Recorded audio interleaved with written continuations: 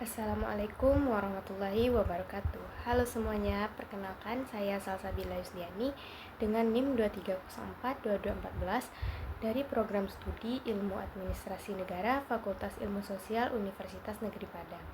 Pada video kali ini, saya akan menjelaskan, memaparkan, dan menguraikan tentang materi pertemuan 9 pada mata kuliah Administrasi Perusahaan Publik. Video ini saya buat untuk memenuhi tugas perkuliahan pada pertemuan 9 di mata kuliah Administrasi Perusahaan Publik dengan dosen pengampu yaitu Ibu Yulia Hanoselina, SIP MAP. Pada pertemuan 9 sesuai dengan LPS, sub CPMK atau kemampuan akhir yang diharapkan adalah mampu mendeskripsikan dan menjelaskan tentang konsep Good Corporate Governance, yang mana selanjutnya akan saya jelaskan dan saya paparkan tentang Good Corporate Governance baik secara konsep, latar belakang, tujuan, manfaat, dan lain sebagainya. Yang pertama saya akan menjelaskan tentang Good Corporate Governance atau biasa disingkat dengan GCG, yang artinya adalah tata kelola perusahaan yang baik. Sekilas mungkin terlihat agak formal penjelasan ini, namun topik ini merupakan topik yang sangat penting untuk kita ketahui dan kita pahami, karena Good Corporate Governance ini berperan sebagai dasar yang digunakan oleh perusahaan untuk dapat menjalankan perusahaan secara jujur, profesional, dan dapat dipercaya oleh masyarakat. Selanjutnya terkait konsep Good Corporate Governance. Apa sih Good Corporate Governance itu? Apa pengertiannya? Secara sederhana, Good Corporate Governance adalah sebuah sistem yang mengatur dan mengendalikan jalannya perusahaan agar perusahaan tersebut dapat berjalan dengan baik, bertanggung jawab, dan sesuai dengan aturan hukum serta etika bisnis. Jadi, Good Corporate Governance ini merupakan diibaratkan sebagai pedoman moral atau manajerial bagi sebuah perusahaan.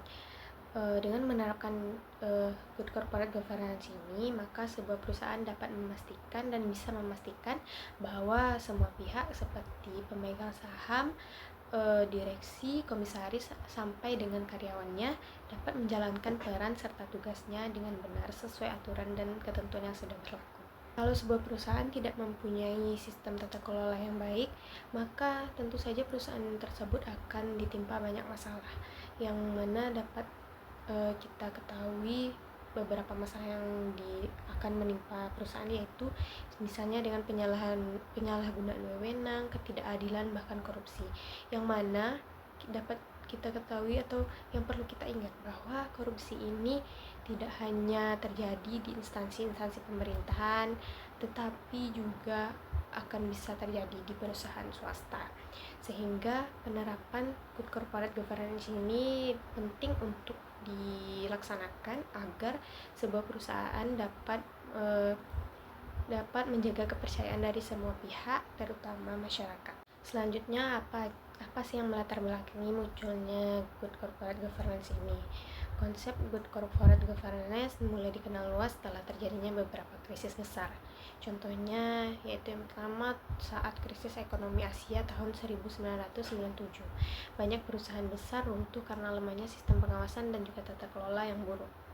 Lalu ada juga kasus besar seperti skandal Enron di Amerika Serikat di tahun 2002 yang membuka mata dunia tentang pentingnya transparansi dan juga akuntabilitas. Nah, dari situ muncul kesadaran bahwa sebuah perusahaan itu tidak hanya dinilai dari seberapa besar sih keuntungan yang dia dapatkan, tetapi juga bagaimana perusahaan itu dapat dijalankan dan diawasi dan dikelola. Jadi bisa dibilang Good Corporate Governance ini muncul bukan hanya sebagai refleksi, tetapi juga supaya perusahaan tersebut gak cuma dilihat dari untungnya yang besar, tetapi berjalannya juga dengan benar.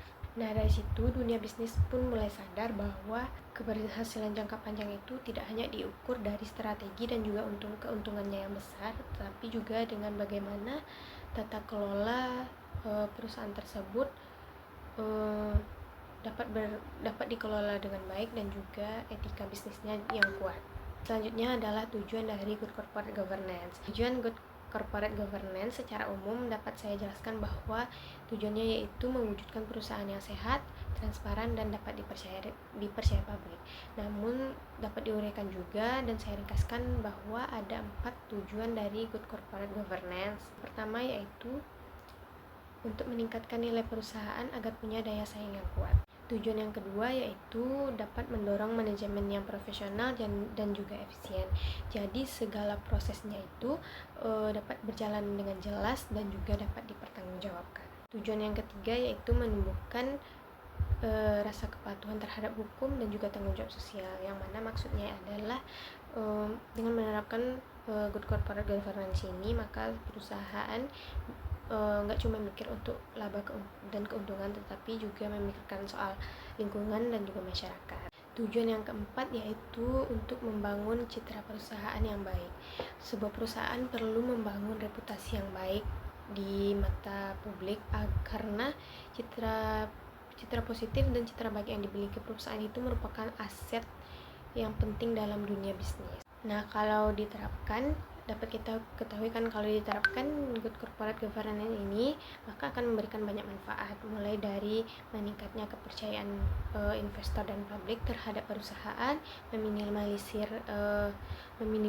dan mengurangi terjadinya potensi kecurangan, proses bisnis jadi lebih mudah, dan yang terakhir yaitu tempat lingkungan kerja di perusahaan tersebut akan menjadi lebih sehat. Dan yang paling penting, good corporate governance ini dapat membantu perusahaan untuk tumbuh secara berkelanjutan, bukan cuma untuk hari ini, tetapi juga untuk masa yang akan datang. Jadi, dapat disimpulkan bahwa good corporate governance ini bukan hanya sekadar sebuah dokumen atau aturan formal, tetapi lebih ke komitmen moral dan juga budaya kerja yang dapat menekankan keterbukaan, profesionalitas, kejujuran, dan juga tanggung jawab sebuah perusahaan. Nah, dengan menerapkan good corporate governance ini, perusahaan dapat meningkatkan kepercayaan stakeholder, meningkatkan kinerja perusahaan, dan memberikan manfaat manfaat yang lebih luas kepada masyarakat. Saya pribadi pun percaya kalau good corporate governance ini diterapkan di Indonesia secara konsisten, maka dunia bisnis kita akan lebih bersih, transparan, dan juga berdaya saing tinggi. Nah, sekian saja penjelasan dari saya. Mohon maaf apabila kekurangan, kekeliruan, atau kesalahan dalam penyampaian materi. Apabila ada salah, saya mohon maaf. Terima kasih telah mendengarkan sampai habis. Assalamualaikum warahmatullahi wabarakatuh.